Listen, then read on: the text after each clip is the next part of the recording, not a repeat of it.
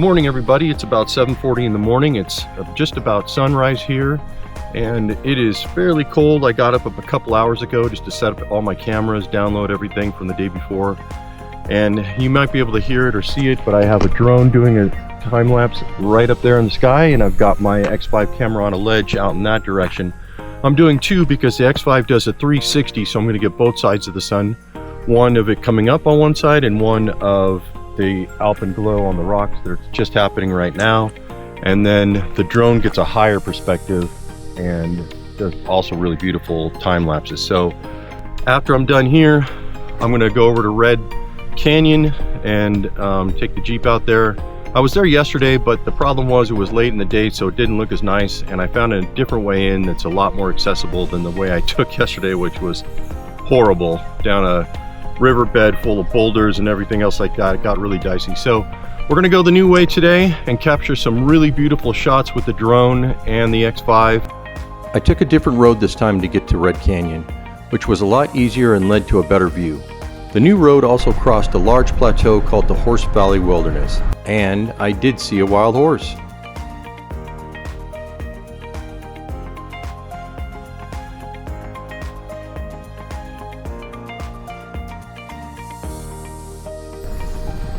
As I got closer to my destination, the views of Red Canyon became awesome, so I stopped to get some drone shots.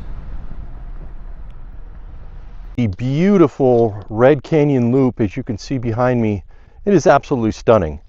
The last time I saw something like this was the Grand Canyon. This canyon is so beautiful. Every different shade of red, yellow, purple, brown, with a blue sky in the background with some nice puffy clouds. A little bit rainy clouds over in this direction, as you're going to see coming in, but wow, it is so stunning here. The words just cannot describe it. I'm going to get some drone shots, and then we're going to keep on going further down to see more of the canyon from the bottom. I drove here yesterday from the other side and went through a really sketchy canyon, so I found another way, but it was too late in the day. But you want to be here in the morning like I am right now. It's about 10 o'clock, so it's not early morning, but it is absolutely beautiful.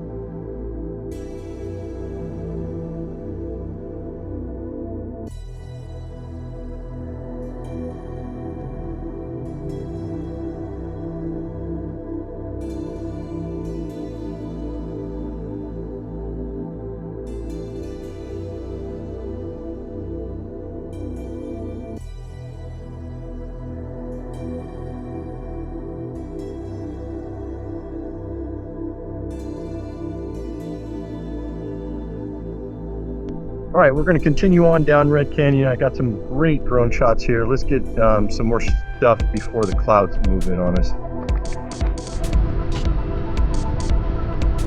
I continued further down the canyon, and with every turn, it became even more beautiful. I could have spent a year exploring this area and not have had enough time to see everything, but I had more places to see in the swell, so it was time to get going.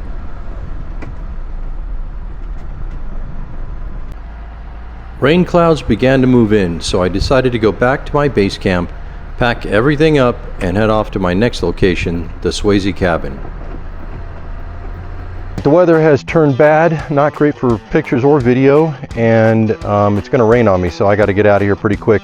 You don't want to be in the San Rafael Swell during rainstorms. It's not a good place for that.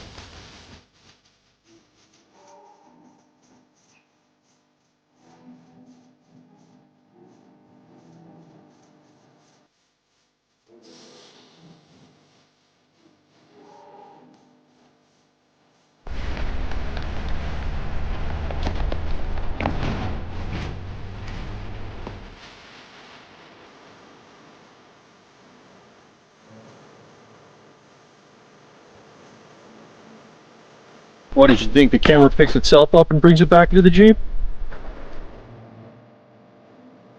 My next destination was the Swayze cabin near the I-70 freeway. I could have gone through Rod's Pass for my campsite, but I had heard that due to the road conditions, that would be a 3-hour drive through a very boring, rough, and not beautiful road. So I decided to go around, which only took me 1.5 hours. Besides, I was just wanting to see what it looked like as it was on the map, and I did not have a lot of time to find another campsite north of the I-70 before it got dark. All right, this is the road into the San Rafael Swell from the I-70. So we're headed over to the Swayze cabin area. The first part of the road was easy and paved. Then it became a dirt road. Then it became a rough and washed out road in some places. I was beginning to regret my decision to come this way when I came to this.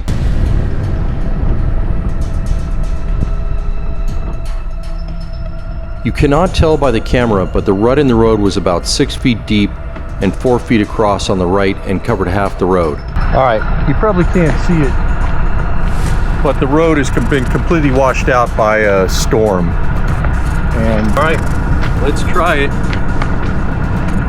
I really wanted to see the cabin, so I decided to chance it, knowing I could roll the Jeep if I hit it wrong.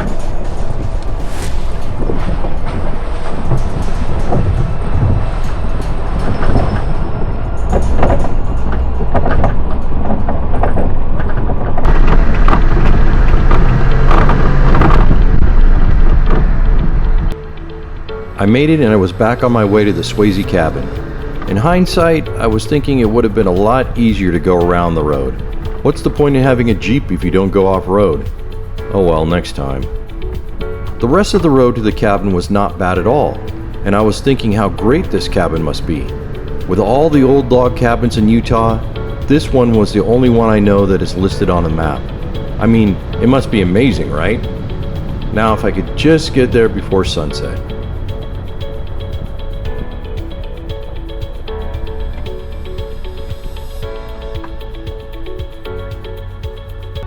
All right, we made it to the Swayze cabin. Let's see what it looks like. See if it's worth going here. Man, how'd you like to live in this cabin? In this area in the middle of nowhere with no water.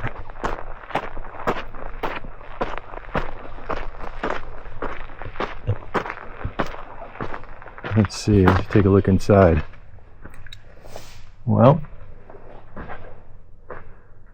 looks like most of the other cabins in Utah I've seen. They've probably done a little bit of restoration to it, but yeah, talk about getting cabin fever, you'd get it here. I don't know if this is worth the drive coming to see it, but beautiful surrounding area. They had a nice view. No windows.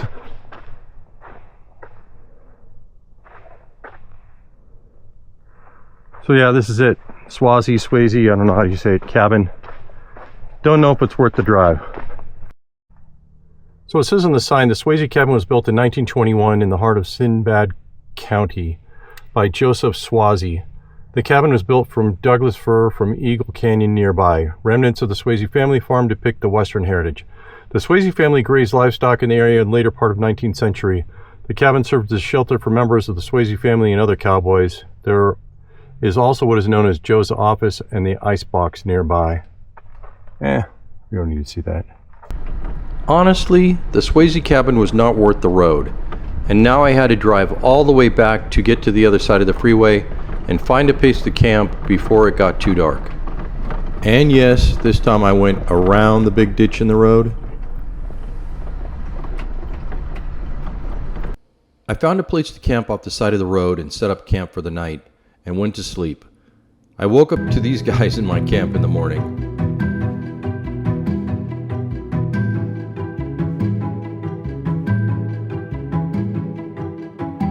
I put some water in a bowl and tried to offer it to them, but they didn't seem to want any.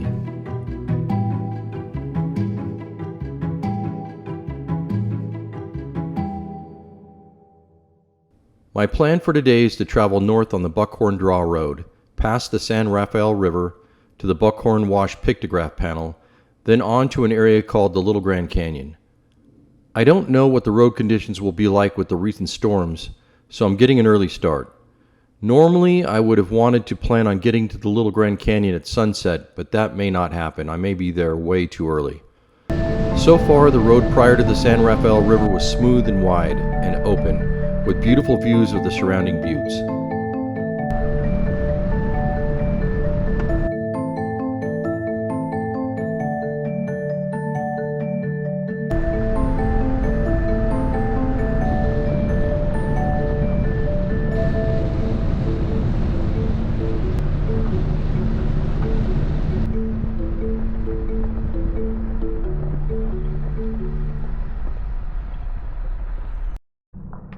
Alright, as you can see here, this is the Buckhorn Wash pictograph panel. And ooh, there's some really cool stuff on here. Let's get over there. Alright, I ran out of batteries. So Wait a minute, that's the wrong kind of Indian music. A pictograph is rock art made by painting pigments on a stone, which is different from petroglyphs, which are carved or pecked. The pigments came from natural minerals like ochre, charcoal, and manganese, then mixed with a binder and applied by fingers, brushes, or sticks. Pictographs are often fragile because paint weathers away. The large red ochre figures at Buckhorn Wash are primarily Barrier Canyon-style pictographs, produced by prehistoric hunter-gatherers many centuries to millennia ago. Archaeologists also find later Fremont images and some petroglyphs painted or carved on top of or near the old Barrier Canyon figures.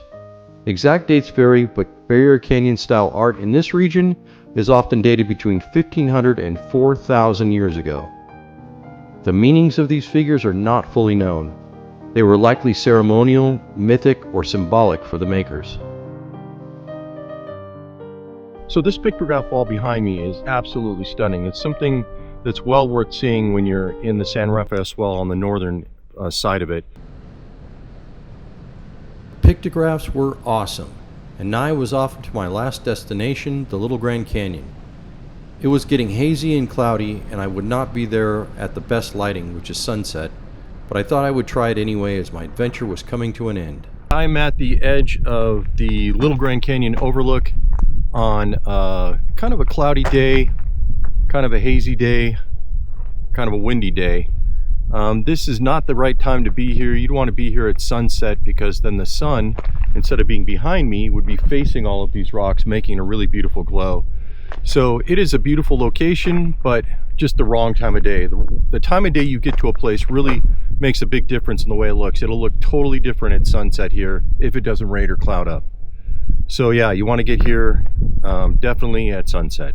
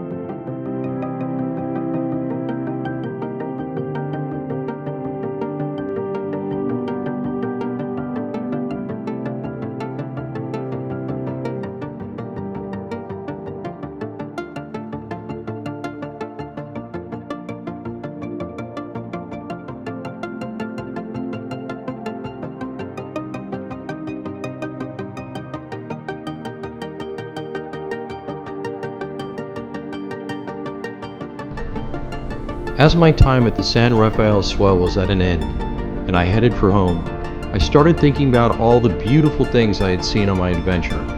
The deep red canyons, the giant monoliths, the painted deserts, the wild horses and many other animals, and the star-filled night skies far away from any city lights. You could spend a lifetime exploring this vast desert and only see a glimpse of its beauty. The San Rafael Swell rises like a sleeping giant in the heart of Utah, a vast cathedral of stone carved by time's patient hands. Canyons twist through its ribs, where the wind hums and the sandstone and rivers, long vanished, have left whispers in their wake. Sunlight drips down cliffs of crimson and gold, painting walls that remember oceans older than memory. Here the earth folds and bends into itself, a monument to pressure, fire, and grace. Desert silence reigns between the towers and domes, broken only by the cry of a raven, the sigh of a distant wind. To walk the swell is to wander through the bones of creation, where eternity feels near, and every stone tells a story older than words.